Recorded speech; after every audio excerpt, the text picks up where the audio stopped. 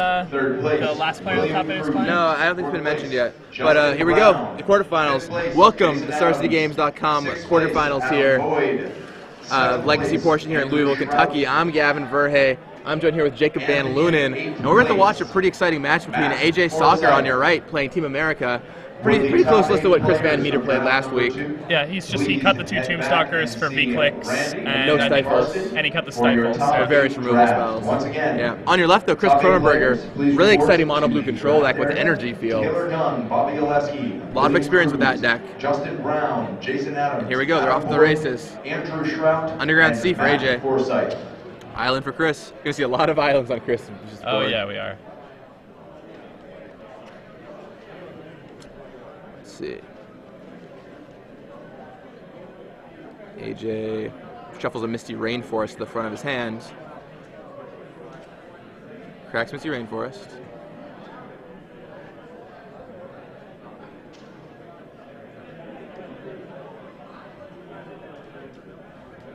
And he's going to go grab Bayou, I assume. That'll turn on every spell that costs 2 or less in his deck. Huh. So. And no wastelands in Chris Kronenberger's deck, but he does have back to basics like we mentioned earlier. So yeah, there is some value in fetching basics for sure. Yeah, I don't think he has them to fetch though. Just no basics, huh? I think he's basicless. So should have gone back to basics. All right. Should have. So him to Turak for Chris. Chris is probably looking for Spell Snare or something here. Yeah, he has a Spell Snare in his hand, yep, so he's going to Spell Snare that. Snares that. AJ's going to Mental Misstep, the Spell Snare.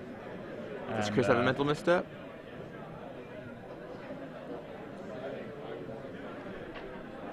Chris can force this if he wants to.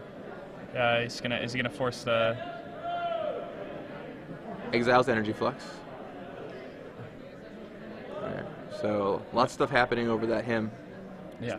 Still ends up losing 2 cards out of the deal, but the ones he gets to choose. Yeah, and see, like that's exactly what I was talking about before. Like Energy Flux, really not good against AJ, but he just pitches it to a force, and then he's able to dodge a him that might be played on a more important spell. Yeah, I mean, Energy Flux isn't doing a ton here, so you just kind of have to go with the mono blue control route and out-control this deck. Use Shackles to your advantage, certainly. The Pernicious Deeds might give him some trouble, though. Yeah, the Deeds can deal with the Shackles, but I don't know, most AJ is just going to get a 1-for-1 with those Deeds, so. Alright, let's see what AJ has this turn. Has a Wasteland I think he's about to play. Right, and then he might just like run a Deed out there in case his opponent. Yep, there's Deed. That makes sense, and he just preemptively does it. Yeah, I think Chris is just going to allow that to happen. He's going to Brainstorm in response. Okay. Looks like Chris is sitting on Vidalcan Shackles and Cryptic Command. I don't know what he drew off this Brainstorm.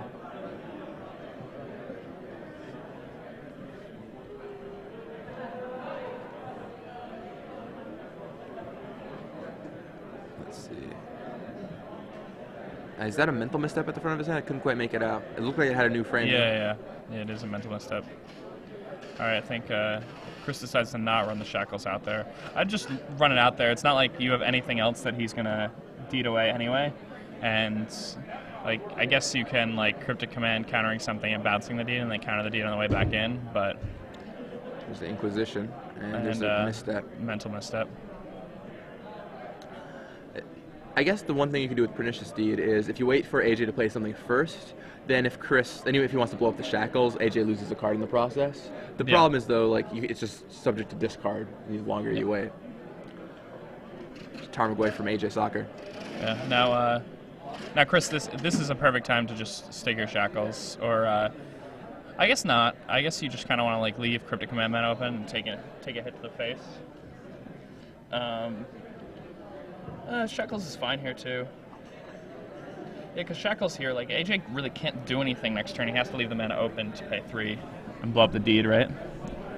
So I think I like Shackles. Yeah, I like Shackles. I mean, maybe you get hemmed and it's really bad for you, but AJ just has a single card.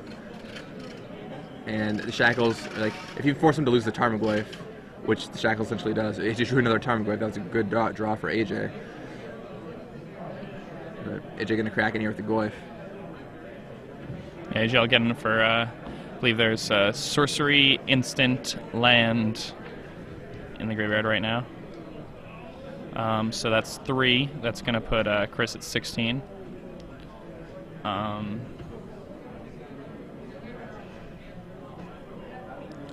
Let's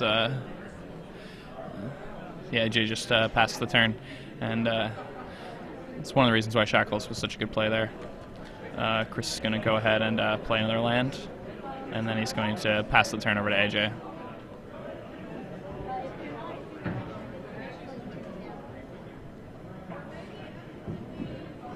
How big is that Tarmogoyf? It's a 4? It's a 3 right now. It's a 3. Yeah. So, if AJ blows up the D, if I were Chris here, I would probably Cryptic Command and bounce my... I don't know if that's right, because AJ has a lot of discard that he could redraw. He'd probably just let it happen. I was going to say I might Cryptic Command and bounce my Shackles, just because Shackles seems so good here. I don't really... Yeah, Shackles seems absolutely gigantic. Yeah. And plus, it sounds minimal, but drawing the card off the Cryptic Command also gives you some extra gas going in the next couple turns. Yeah, it's like an instant speed draw too, where one of your 2 cards is guaranteed to be a Vidalcan Shackles, which seems pretty good. But he just lets the Shackles die. It doesn't have a ton of ways to remove that Shackles, especially in the first game without Kronenberger.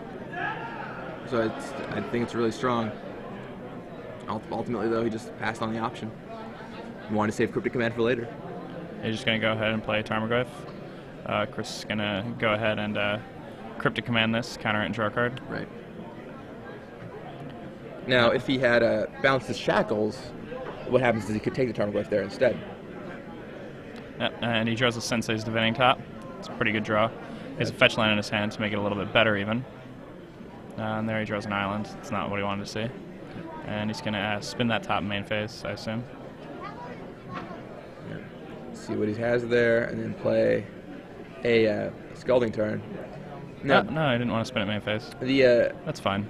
Top is a really interesting card because it's gotten a lot worse with Mental Misstep, especially when it comes to cracking tops. Because it used to be you could kind of put it back on top of your library, grab the next card, very small investment. But now every turn they come closer to drawing Mental Misstep, which makes doing that a lot less appetizing. Kronenberger's fine playing land go. Yeah. And AJ just passes. And now Chris is going to be able to land a back to basics with force backup. If yeah, he could have spun the top that turn and done that. Do you just find yourself running out back to basics when you have the opportunity, or do you like to catch them with the lands tapped first? It's fine to catch them with lands tap first. The thing is, I think AJ would just tap his lands to cast the Force of Will anyway at this point.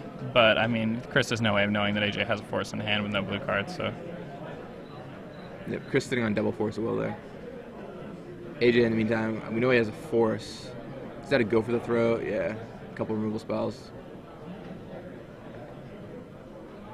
Yeah, let's see what happens here.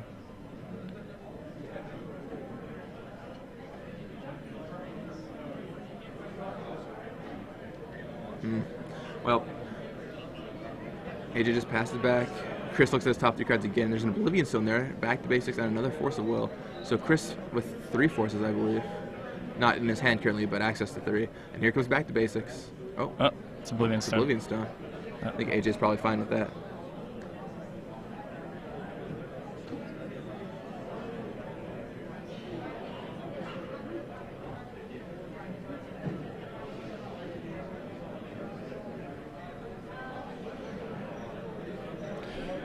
The Oblivion Stone's actually pretty good here. Like it. All right, AJ lets it resolve. So the thing he draws a Brainstorm. It's really powerful here. Yeah, Brainstorm's really good for AJ right here. So the thing about Oblivion Stone is it's definitely, it's not good right now, but it will definitely be good later on. Just AJ can maybe maneuver into a position where he can deal with it.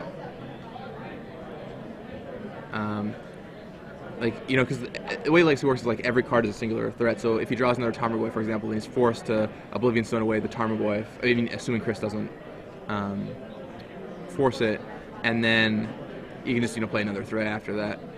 Where in some other decks with Oblivion Stone or some other formats, like people have to extend a lot of creatures, but Legacy every single card is so powerful. It can be 1 for 1, which isn't bad, but. I'm surprised Chris didn't leave the back to basics on the top of his library. So it can be Thoughtseize. Yeah. I'm also a little surprised by that. He's, the second AJ taps all his lands, he's really, really going to want that to be in his hand. Wait. I mean, I think it is still on top of his library. Oh, I thought his hand was force back to basics. I think his hand is force. Oh, okay. I mean, I'm not totally certain, but I'm pretty sure. All right, he's going to tap 5 mana and cast a force then. Yeah, it's force. The artwork's kind of similar, though. It has the same reddish tinge. And so Hymn to Turok from AJ Sacher goes down by Chris Kronenberger's Force of Will. Chris is going to spin the top again this turn. So he's back to basics, land, and some other blue card there in the middle. I think it's a Brainstorm. Brainstorm? Mm-hmm. Yeah, I think Ice Age Brainstorm sounds about right. All right, 1, 2, 3. There's back to basics. And AJ is ready to fight. Yep, and Chris Kronenberger here can flip his top and then sacrifice his fetch land, and then he can actually force twice here to protect that back to basics. There's that was a pretty decent play by Chris Kronenberger, making waiting very diligently with his back to basics until AJ tapped lands, so he can make sure to catch it under it. Getting maximum value out of that card there is really strong. So yeah, AJ's gonna force, and he's gonna pitch Mental Misstep. That's what it looks like. Yep, he pitches a misstep. And now Chris is gonna pop the top. Yep, he's gonna flip the top and then crack the fetch land, right? So cracks that, draws. And here's a force for Chris Kronenberger. Exiling, couldn't quite make out what that was. Brainstorm? But I think he kept his last force, which makes sense. Yeah. Now AJ is going to crack this in Brainstorm in response, trying to find a back to basics. And he's basically, I mean, he knows that the back to basics is everything right now. So. Yeah, the back to basics is basically just going to end the game if it resolves. So. I mean, unless AJ finds Pernicious Deed and then finds 3 more lands to activate it. Yeah, and catches Chris without a counterspell for it on that turn also. Yeah, it's going to be very hard. Back to Basics is a very punishing card. You have to build your deck around it, but man, does it punish you. Yeah, I mean, he needs a lot of lands to get a Deed active. Same kind of Brainstorms. I think he drew a force. Yeah, he did. But did he find didn't a blue card to go with it, I don't think. I don't think he did. But even if he did draw a force, Chris has the force in hand, so. But he only has. He has 5 lands. Oh, there's Scalding Tarn hanging up. Yeah, he didn't crack the Scalding Tarn because he wanted to keep the top on top. Yeah. Which is great. A really strong play. Yeah. So no matter what AJ does, that back to basics is going to resolve, and I think that should give Chris the game.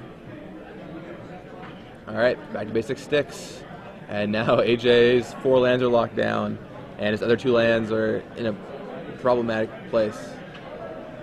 AJ cracks. This is where we'll find out if AJ has basic. I think you probably would have found it. You did. He probably would have gotten it already.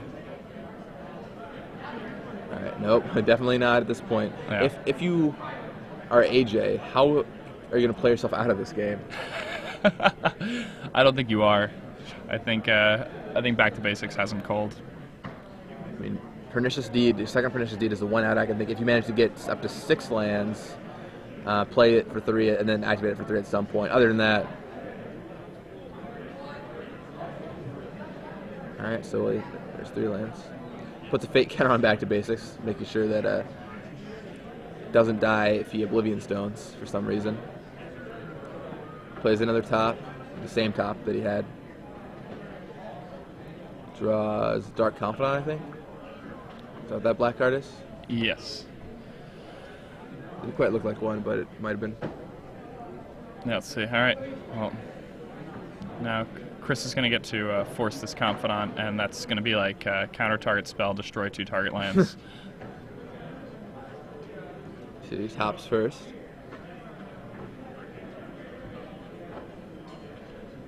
Rearranges them a little. Then he cracks the top, draws a card, and spell snares it. Confidant Wow, down. that's a really good 1-mana spell. Counter target Dark Confidant, destroy 2 lands. Jeez, yes. Yes, I agree. Absolutely.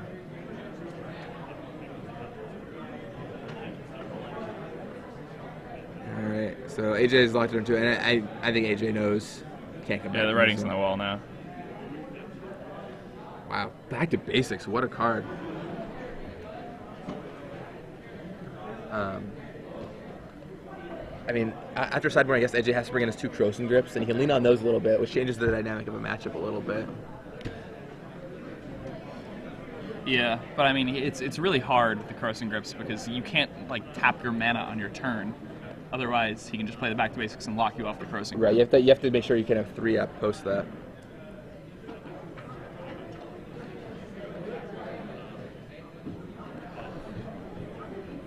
My. So they're going to play this one out, but they already have each other's deck lists, so they're not really gathering any information. AJ's just making sure that by some freak miracle of luck, he can get back into this game. Because it does take Chris a while to kill. It does take Chris a really long time. I mean, he's got 2 Vanilla Clicks, 2 Sora of Implementations, and if AJ's not casting any creatures, the Shackles aren't going to do anything, so... I guess, is it possible that AJ could deck Chris? Is that a possibility in any way? No, Chris will kill him with V-Click before that ever happens. Well, so he has 2 V-Clicks and 2 Sowers? Yes. And AJ, does he have enough removal spells? Yeah, there's no way. I was trying to think of possible outs, but I just don't think that's remotely possible. Even though he only has 4 threats, eventually a Sower is just going to stick. Plus, it's unclear as to who has more cards in their deck at this point.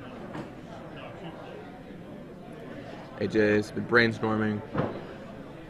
AJ, Juvendalian Click there, has 2 forces in his hand, I believe. Yeah, he has more than a few blue cards here. No, AJ might run out of mana-producing lands pretty soon.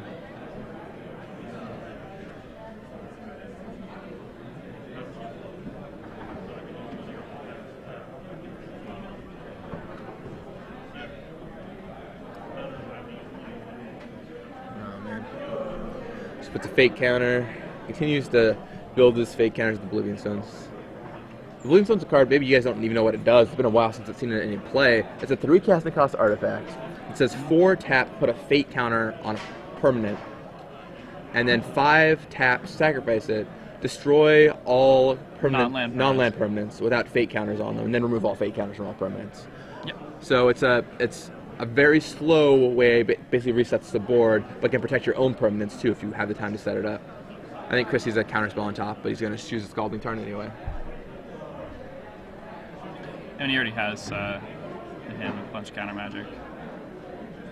I don't know, I think I just leave that counterspell on top. There's no reason to not just like load up on those types of effects. Like AJ's going to have to like hurt himself by casting forces, and if you're just counterspelling his forces, you're going to end up like getting massive advantages. Yeah, I think I would have kept that counterspell. I mean, I understand why Chris is wanting to close quickly, just in case, but he knows what AJ has in his deck at this point, and I think he knows there's nothing that can be done. But he finds another counterspell anyway.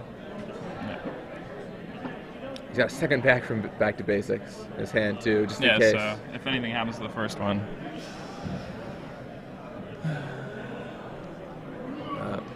Tops. And now Chris just continues to go through the motions. Just has to find the answer he's looking for. By answer, I mean threat. And there's a Jace. And he draws a Jace. Now you just play it. Yeah. There's the Jace. Huh. Man. Alright, so AJ forces it. And Chris is probably going to force back, so he cracks the top in response. Taps 2. Oh, there's counterspell, sure. AJ makes the stack very clear what's going on.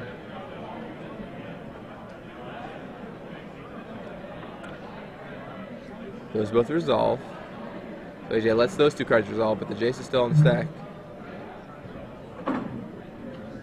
Forces, pitching, something didn't quite make out.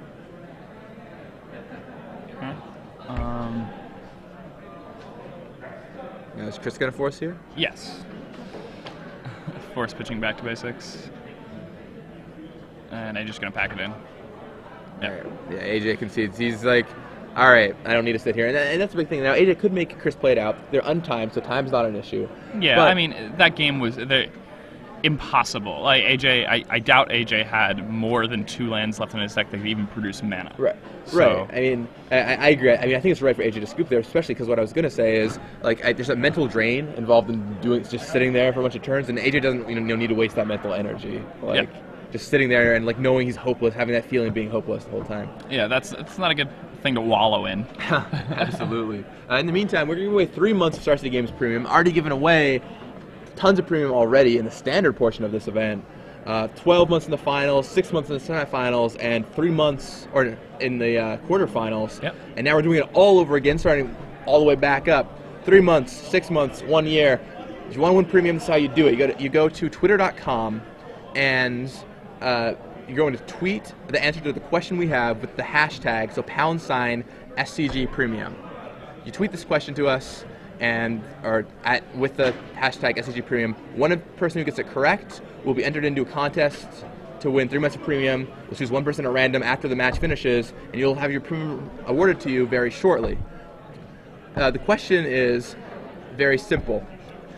The player on the left is playing energy. Is playing an energy energy field deck. No. He has 2 creatures in his main deck. What are the 2 creatures that he has in his main deck? Yeah, we've been mentioning it a lot. We saw him playing earlier. We've seen him draw both cards. There are 2 creatures. He's playing 2 copies of each one. Tell us what those 2 creatures are, and if you can't find it, it should be up on the Star City Games website. If not, is it up yet? Deck lists are being added as we speak. So, okay. But if you've been following along for a little while, you should know what these 2 creatures are. So, let us know. You might find out as the match unfolds. Of course, he also has a sideboard. I'm talking about the 2 creatures in his main deck specifically. So, there you guys go. See if you guys get what's going on here. Seeing a lot of answers pouring. In the meantime, I mean, that premium is so useful. Like 3 months of premium gets you all kinds of great articles by people like AJ Sacher, who will undoubtedly write about this tournament, and he's just been on a tear through these events. Gets you articles by Ryan Kibler, Brad Nelson, Mike Flores, Jonathan Medina if you're on the financial side. I mean, if you don't win this contest, if you don't win any of the free premium today, you can still just buy premium, and the information from Jonathan Medina and from Ben Bleiweiss, will make your money back for you over the course of a year for premium. So it's absolutely worth it. I know that I've improved a ton as a player and as a person who wants financial knowledge of what's going on by being able to read these articles every week. You can too. Chris's deck seems really, really well equipped for this top 8. Yeah, I agree. I mean, there are Team America decks, these white-black decks that I presume those decks go the same way this deck goes. I mean, the white-black decks, I'm not sure if Back to Basics is as big as a hammer against them. They have basics that can fetch up. The big thing for me in the black-white matchup is they can make Chris discard, and if they get off an early Thought Seize followed by him, it's going to be really rough for Chris Kronenberger, That's I think. True. But if they don't have a good disruption draw, then I think that Chris can definitely take it down. Vidalcan Shackles is a pretty powerful card, for example. Yeah, Vidalcan Shackles is huge there. And, I mean, they don't really have much that they can do about that. They really need to have a discard spell, and like we saw that last game, he has access to Brainstorm, and he can hide his important cards from discard spells. He can, finesse his way around that type of matchup. Yeah, I mean, I think these are this is a deck to really keep your eye on. With Providence next weekend and the Invitational 2 weekends away, I mean, some of the most high-level Legacy Magic played all year. And then, of course, the Open Series after the StarCityGames.com Invitational in 2 weeks. The format's going to be defined by what happens there, and this blue deck this weekend might be a defining deck in the next couple of weeks. You're going to want to keep your eye on. Energy Fields, I'm sure, are already selling out everywhere, so you might want to get your copies now.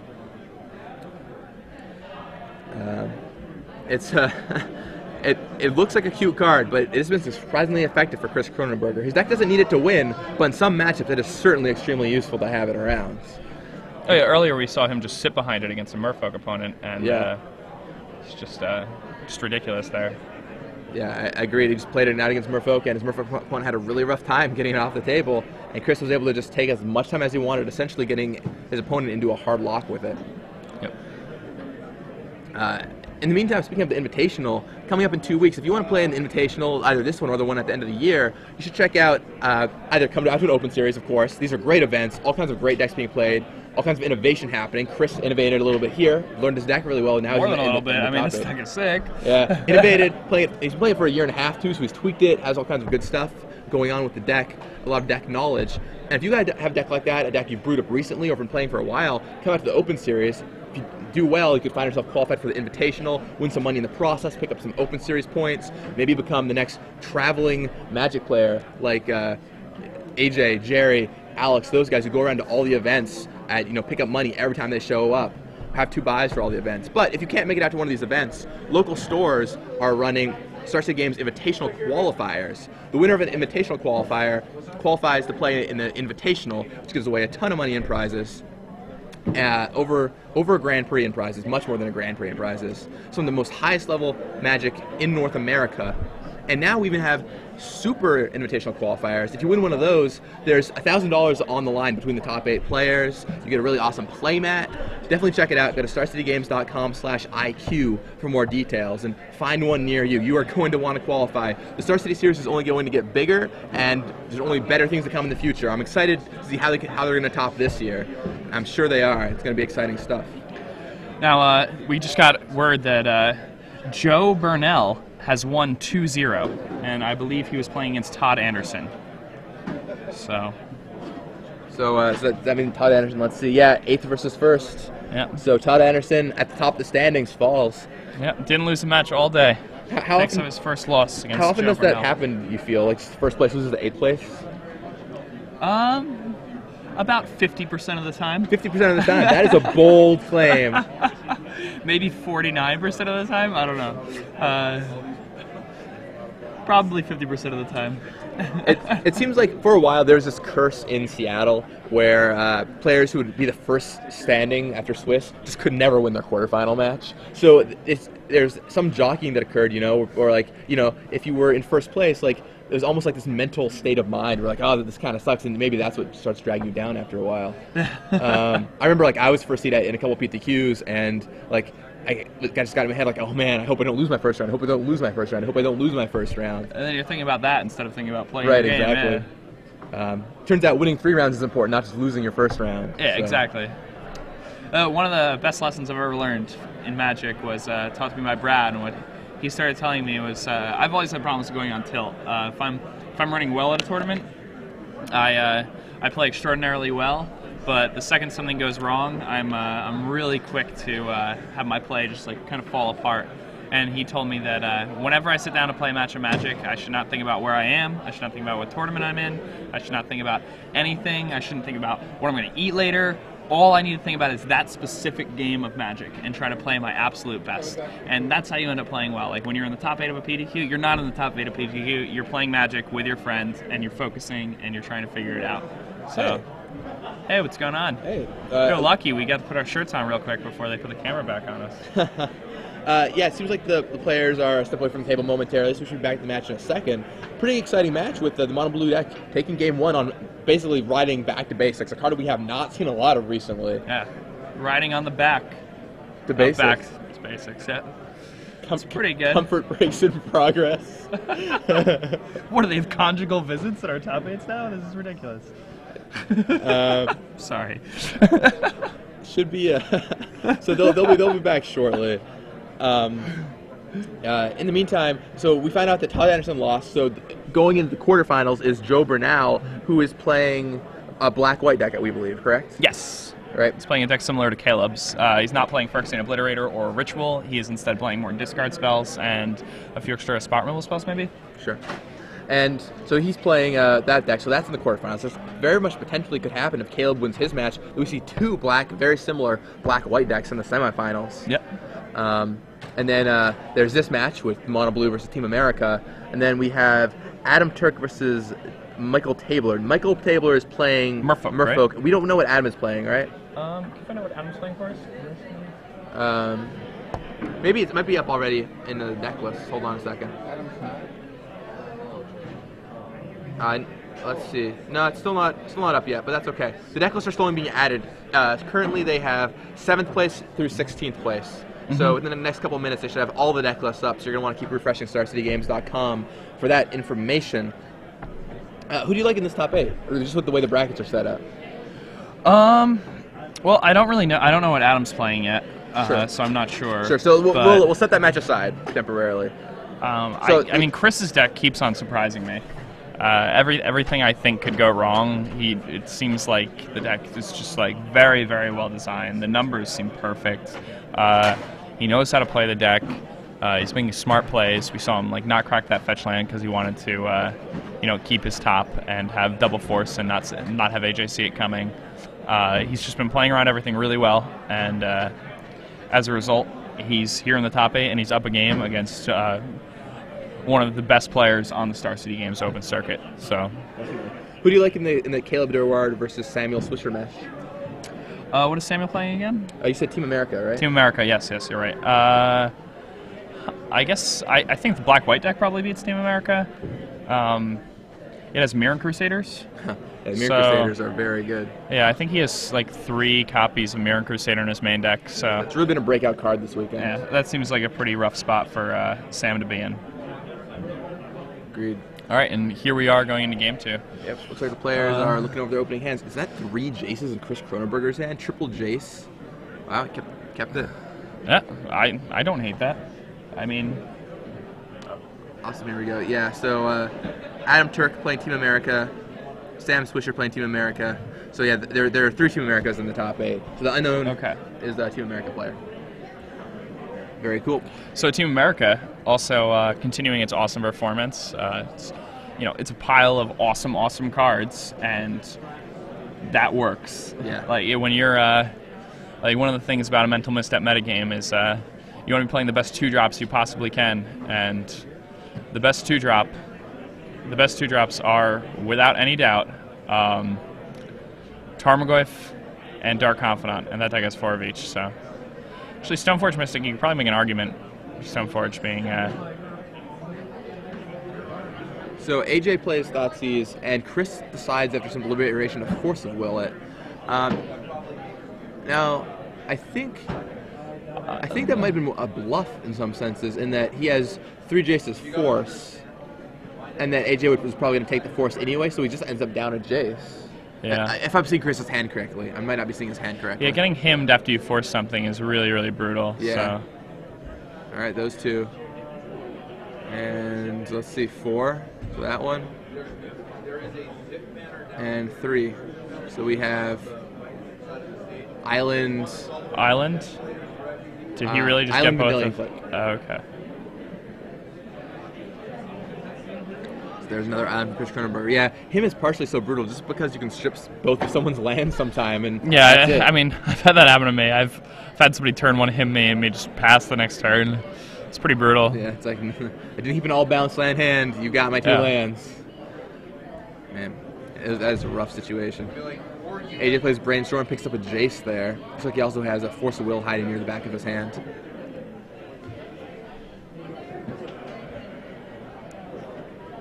We're interested to see what AJ finds here. If you're AJ, what is your plan? Like, first of all, I know you want to be really careful you don't get blown up by back to basics. But like, what else do you think he's trying to do specifically in this matchup that might be different from other matchups? We need to be careful about back to basics. He wants to play all of his discard really aggressively, and I think what he really wants to do is he wants to sandbag some counter magic so he can force through a Jace the Mind Sculptor. Yeah, I think resolving a Jace is a huge part of this game. Let's see. Now, if AJ just strictly goes for his Jace here, oh, he didn't. Okay.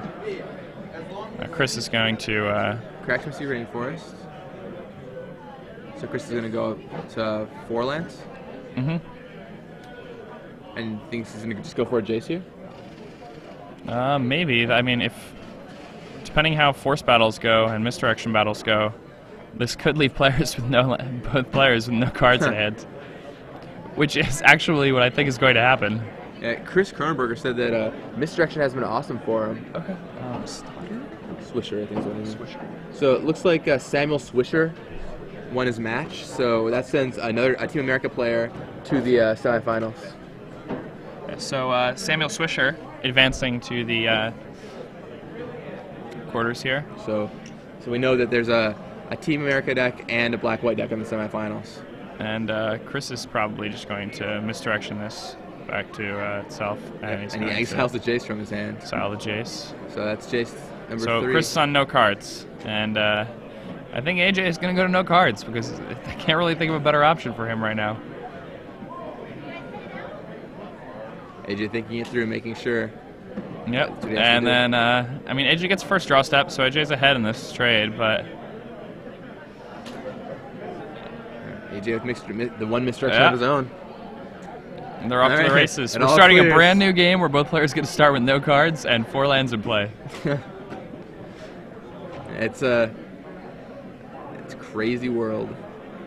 So yeah, AJ gets the first draw step. The other thing is I think this definitely benefits AJ just because he has more like strong threats. He could easily draw Tarmogoyf, Dark Confidant, any number of cards here. While Chris has a lot of like counter magic. Yeah, it has a lot of like his cards aren't good if AJ draws his cards first. Right, like exactly. AJ needs to draw his cards.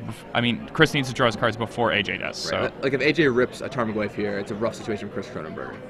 I think that was a ham he drew though, not quite. Not a very good one. All right, Chris draws and quickly passes it back. AJ draws a force. Ooh, Chris draws a force. So that's the mental misstep force. Looks like Chris Kronenberger's hand. Yeah. AJ's gonna him those 2 cards away.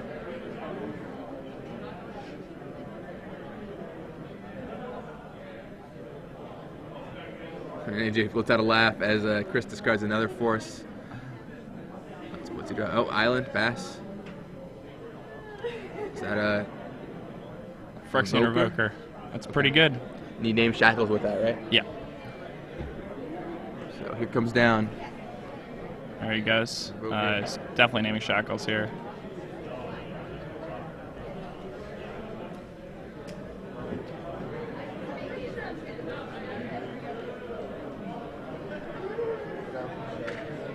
Phyrexian Revoker is naming Vidalcan Shackles here. Top of AJ's deck looks pretty live here.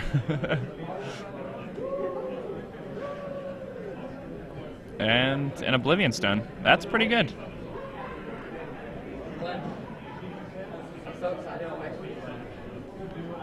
Let's see what, oh, Crossing Grip. That's very clutch there. Top of the deck. Now Chris drops down to 12. Yeah, that exchange definitely favored AJ. Yeah, I mean AJ thought about it for a while, but it was definitely correct for him to do. Drops 12 from that Force of Will. And yeah, now serves for 4. And Chris Kronenberger's on the back foot here. The thing about these kind of decks is he has no really good way to recover when AJ starts getting ahead if he has nothing in his hands. And especially with Shackles locked down. Like Shackles is one way to get back into the game. Ooh, did you see that? That's a Thrun. That card's really good here. That is a bad card for Chris Kronenberger, not the card he wants to see. Yeah, he does not want his opponent to have a Thrun on the deck. Yeah, there are 2 Thruns in AJ's sideboard for the Jerry Standstill matchup, but in this matchup they're still very good. All right, so AJ serves for 4, halving Chris's life total, dropping him to 4 life. Putting Chris down to 4. Lethal next turn. AJ just has to figure out which cards he wants to cast. Is he going to him Chris here? If he hymns him, that's not bad for Chris.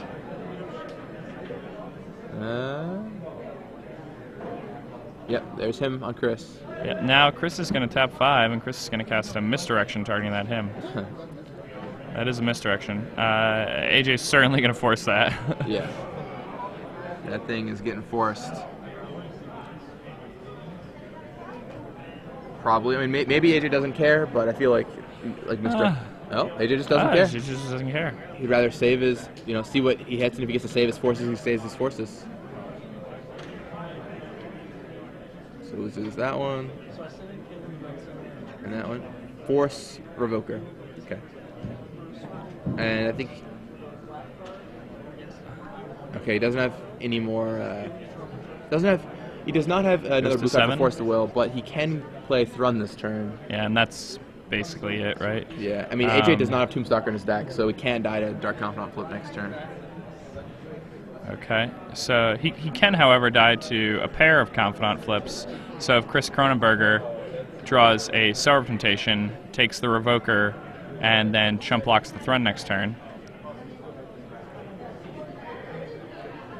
then he may be able to define a Sower. A little too late on that Back to Basics. I don't see any Sowers there. Yeah, Back to Basics is a crucial card here, but yeah, that's that. Chris Kronenberger loses that one, so takes the game to game 3. AJ Sacher wins. And so Chris can be on the play this game, though. That seems like it could be pretty important when you have cards. Cards like Mental Misstep and Spell Snare and things like that, like developing your mana early. Also, just getting to 4 before your opponent to cast Jace. Well, also just being able to have Counterspell up when they have him and such. So you can kind of be on one step ahead, and you can maybe develop and swindle your opponent into getting into a good back to basics scenario better. If you're on the play, you can react to them a little better, I think. Now, granted, you have Spell Snare and Mental Misstep, which counter up the curve really nicely. But even if you're on the play, I think you can find a way where AJ taps out and put back to basics down. Should be interesting to see how this plays out. It's tight. It's going to be a tight game 3. Hopefully there isn't a bunch of mulliganing on either side and we just see a good game of Magic. That's what we always hope for. What do you think Chris wants to see in his opening hand against AJ? Just a lot of counter Magic? Or do you think he wants to see like Shackles or Jaces? He kept a triple Jace hand in that game. Yeah, I mean, well, Jace has to be one of the best cards in the matchup. As you saw, like both of the players were willing to go down to 0 cards to try to get a Jace, into play or keep a Jace off the table. So, and that game could have gone very differently. Had the top of Chris's deck been different, had the top of AJ's deck been different. The situation definitely favored AJ. Not only did it first draw step, but he's playing a more proactive deck while Chris is playing a more reactive deck. AJ definitely did what he had to do there. It was a tight play. Now, I don't know. With Chris being on the play, I think Chris is probably favored. I think you just want a good mix of spells. I think that's what you want in your opening hand. Lands. Yeah, I mean I know it sounds silly, but Chris's deck has a lot of redundancy, and basically what you want to be doing is you just want to be, countering everything they do and sticking at Jace. So, something really interesting about this matchup field is there's a lot of interactions we just don't see in Legacy very often, right? Like Back to Basics is a card we haven't seen for a while, so it's just this little sub game of like, can I tap out? Can I not tap out? Like, do I have to keep my force for Back to Basics? Or like, I probably boarded out his energy fields, but just with his deck in general, like, against any other deck, like how to beat an energy field, like what's my plan against energy field?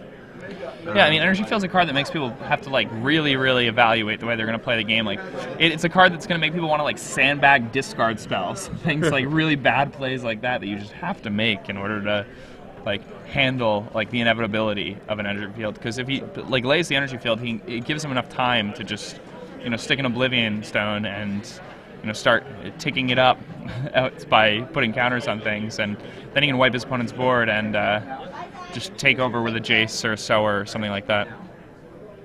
Yeah, it's really neat, and it just attacks things from a different angle that you're not used to, which is really cool. I appreciate that in deck choice, and it makes this matchup particularly interesting to watch. So if you're AJ, then what do you want to see in your opening hands? You want to see discard spells. You want to see lots of them. Yeah. Like that's the thing about Chris's deck is if you can just tear up his hand, like he has cards that are like all like answers, and the thing is like if you just play something that he doesn't have the right answer for, it puts him in a pretty bad spot. So basically what AJ wants to do is AJ just needs to his 100% plan is he needs to keep Back to Basics and Jace off the table. If he can keep Back to Basics and Jace off the table, he's fine. But if he can't, he's probably losing. Yeah. So that's basically what this matchup comes down for AJ. While Chris can eventually draw either of those cards and just wants a good mix of spells. Looks like they're presenting. Both players quite a jovial with each other, chatting and just having a good time. Lots of pressure, but AJ's been here before, and Chris seems, like he's weathered an experience with his deck, so, I mean, Chris is like completely a natural underneath the camera. We haven't seen him like jittery or like making mistakes because he's under the lights. He's playing tight and making a good show for his first top 8 here. I'd be happy to see either of these players win. Like AJ's a superstar of the circuit, and I love watching him play just because of how good he is. While Chris's deck is totally innovative and really exciting to watch. So Chris leads with Sensei's Divining Top. Only 2 in his deck, and no misstep from AJ. Now, AJ was talking earlier, I don't know if he has misstep in his hand or not, but he feels like it's very important to save your missteps for the most important scenarios when you could have them. And I don't know how important he feels top is. Seems like it's an important enough card to misstep it. Oh yeah, I think he just drew a misstep this turn. Yeah, he did. So he's probably not too excited about that. Late. Is that a force in his hand though? It is. So that gives him the blue card he wanted for a force. So there's your Revoker, and you can just name top if it resolves. Counterspell. There's a counterspell from Chris Kronenberger. Yeah. And looks like that Revoker's going away. Yep, Revoker gone. Now let's see what. Scalding Tarn from Chris Kronenberger. Underground Sea drawn this turn by AJ Sacher. And let's see, plays it. He's sitting on Go for the Throat, Force of Will, Mental Misstep. I can't see the rest of his hand. I'm pretty sure that's a Go for the Throat at the front of his hand. Yeah. Yep. So he left it in because he feels like Chris's deck is so threat light. Yeah, he wants to build a list. And also, like, he's just afraid of Sower. Like, Sower's good against him. And if he doesn't keep removal in his deck, then he can just get blown out by it. So right. He needs to keep someone over with those cards in his deck. Looks like Chris might have plucked a Misdirection that turn. His hand is Cryptic Command, Misdirection, and lands currently. Yeah, I think he actually got the Cryptic. But, that's... It seems pretty good for Chris right here. I mean, 2 strong spells. And he's got the top active too, which will help him control his draws. He's got Scalding Tarn, so we can shuffle some of them away. And he activates to the top.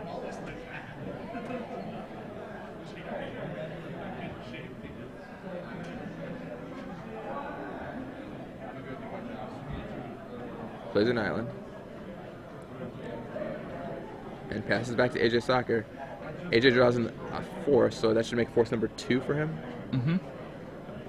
Going to pass back to Chris. Now, in a game state like this, I think this definitely has to favor Chris. When both players are just playing Drago.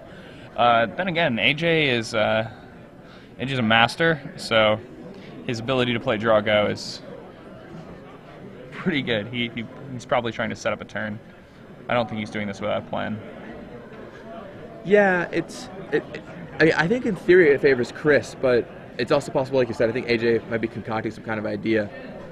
Especially with like setting up a key turn or something. Setting up a fundamental turn, yeah. The thing about Chris, though, is especially with that top, he's going to be able to set up everything he wants. And if Chris can eventually waylay AJ into falling for it back to basics, it's going to be a big problem. I think what AJ's trying to do is set it up so that he has a bunch of counter magic in his hand, and Chris thinks it's safe to go for back to basics, and it's not. A big counter war happens, and then AJ ends up ahead. Like landing a Confidant after he wins the counter war or whatever. Sure. Something like that. That makes sense. Because the thing about the counter wars is both players empty their hands a lot because you're forcing and misdirecting. So Chris plays a land. I mean, AJ just also doesn't have a lot of action, but so there's not a lot he could do even if he wanted to. But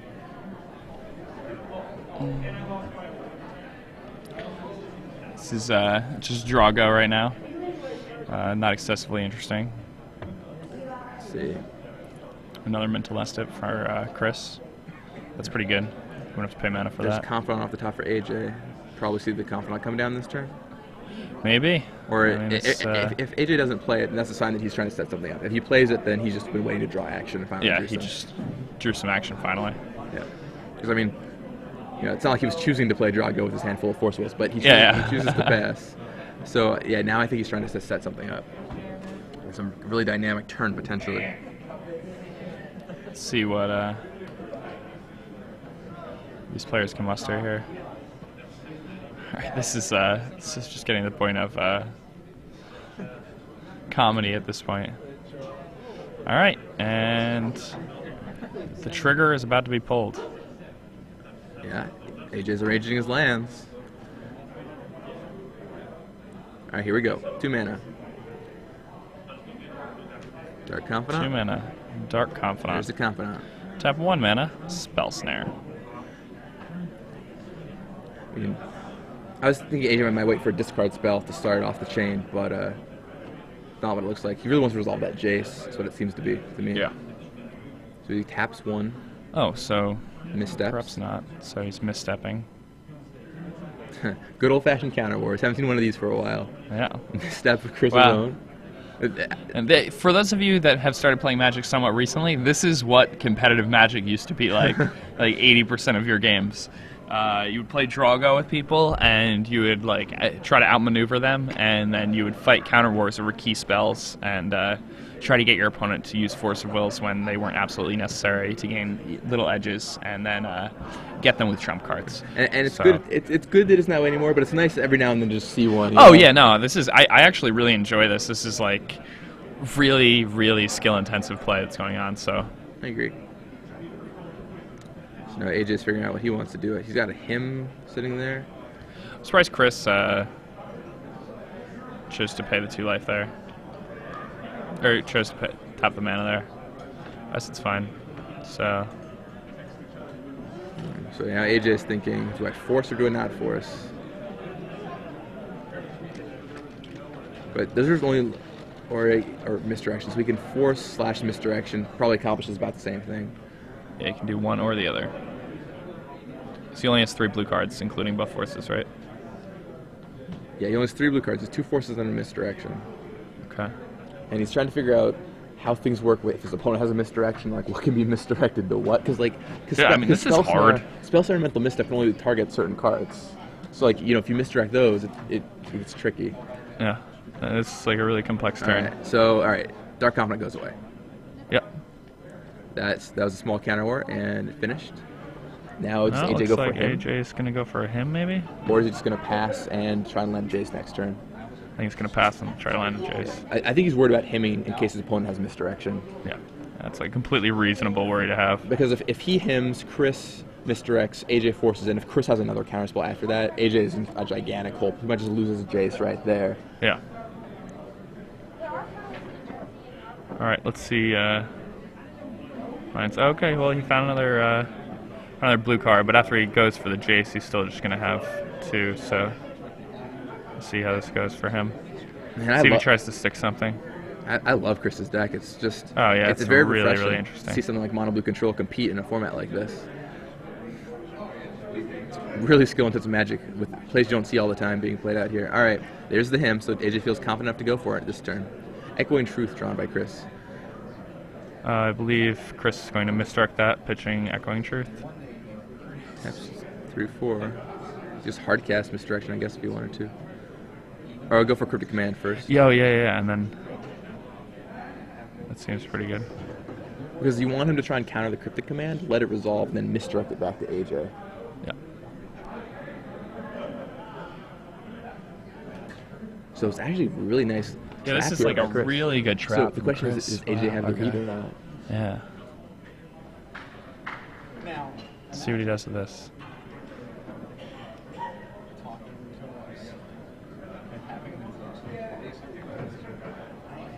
Whoa. This is what level is AJ on? Yeah, this is really, really interesting. Oh, AJ bites. So he goes for it. And now I think you let the Cryptic get countered, and then you misdirect it. Misdirect that back to you. AJ only has 4 untapped lands, so we can't cast the other Force sitting in his hand. He could pitch the Jace, the Force, but he really doesn't want to do that. Like, that's like what could get him that worst case, right? Yeah, that's like the worst case of the him. Now, granted, that getting Chris's last card is relevant too, but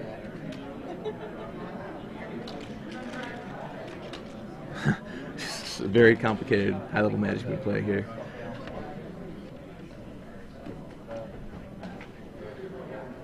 If you're AJ, do you force? I think Chris should have let the force and the cryptic resolve before he did this, because this might give AJ some opportunity to get tricky. Yeah. I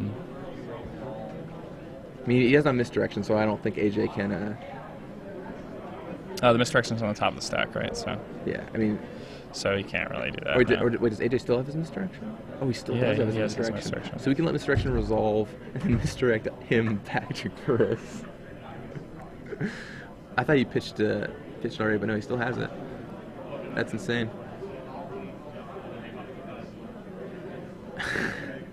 I think AJ only has one misdirection in the sideboard too. Let me check this. I think the deck list should be up by now. And Chris has a lot of chances to find something with a top and that many fetch lands. So yes, definitely. AJ's list still not up. It's still being added. They have through looks to be about 4th place right now. So he cracks the top. Wow, look at that stack. Him, this cryptic, is all one force, stack. Misdirection, none of these spells have resolved yet. So if you're Chris, what are you looking for here? Force or misdirection. He has a blue card in hand, right? Would you be satisfied with the spell snare? Not really. I guess it's really fine. Much, yeah, it's like it just like puts you back to where you were. Like if you get a. I mean, he really wants to him AJ here. If he hims AJ, he's just so far ahead. Yeah, he'll have a top in play, and. Wow. All right, let's see what he finds.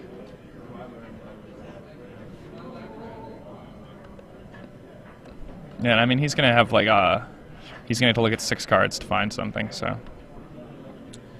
All right.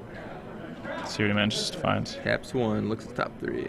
Blue card, Jace. That's a counterspell. That's good enough. And that's a Jace coming up next too. Well, the thing is, he can't do that because he needs to flip the. He needs to flip this, and he needs to crack a fetch land, so he's going to lose the Jace. And the top. Yeah. Yeah, that's true. Which is pretty bad for him, but I mean, he'll still have a card in his hand, and AJ will have no cards. So, do we know what the last card is in Chris's hand? Well, he has to pitch, or I guess he doesn't pitch it because he found a. He found a counterspell. Yeah. I think it's Echoing Truth. No, he pitched Echoing Truth to pitched force. Echoing Truth already. Then I can see it down at the bottom of the screen. Yeah, then I don't. Let's see. His hand was Cryptic, Echoing Truth, Force, Misdirection. I don't remember. It's what force. Card is. No, he didn't have a force. I think it was just some other blue card or a land. What is that? It was a mental misstep. Okay. So many cards flying all over the place. Yeah. Who knows where they go? It's like being on a merry-go-round. All right, there's counterspell. Crazy. Okay. Okay. Counterspell, that resolves. Him's target is changed to AJ. Force resolves. Him resolves on AJ. Discards Jace, go for the throat. Okay, now Chris gets to untap. See what he finds.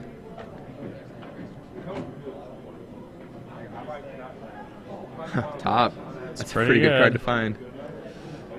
Is that a Videli click in the middle? Yep. That is just what he's looking for. It's no Jace, but it's still pretty good. Attention players, top 8 of the draft open. Please Targets him, sees land him. You just let him keep him. Yeah, let him keep him. Spell snare, mental misstep. Yep. Please report to the main stage.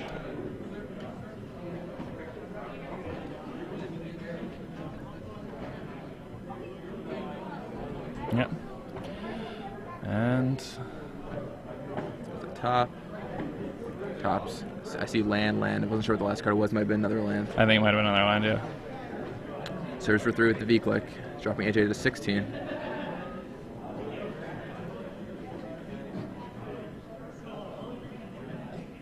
Keeps all of them there.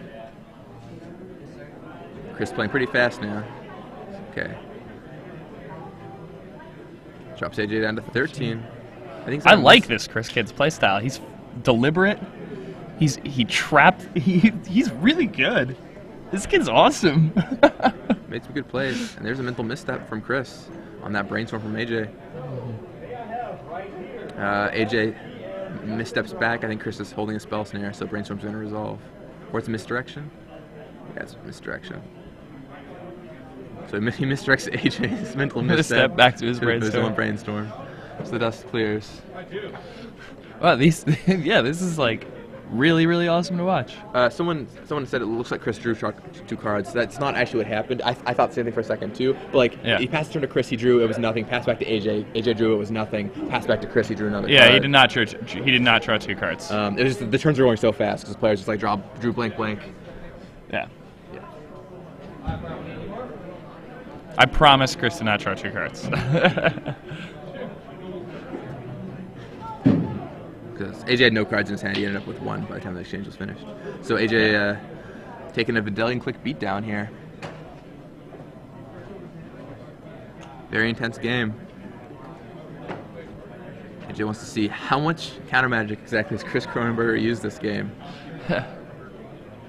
What does he have left?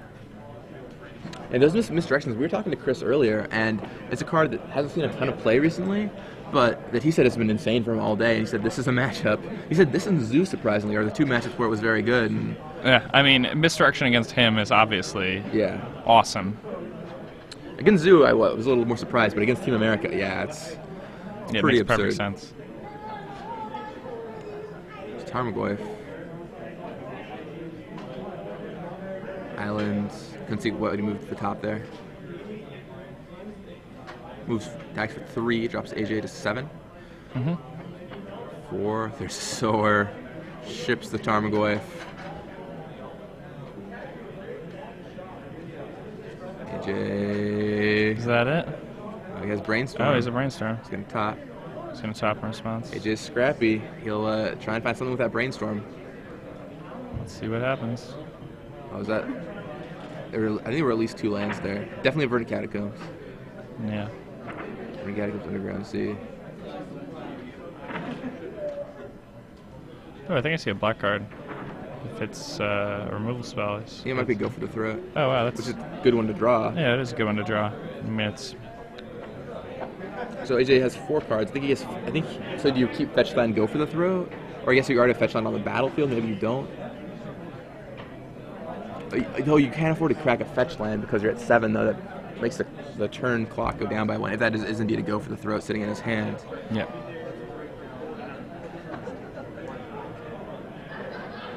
Oh, he just concedes. Yep. That's that. I think it was a Hemi who drew, not a Go for the Throat. Yeah. Yeah, so that's that. Congratulations to Chris Kronenberger defeats AJ Sacher in a close 3-game set. Yeah, that was an intense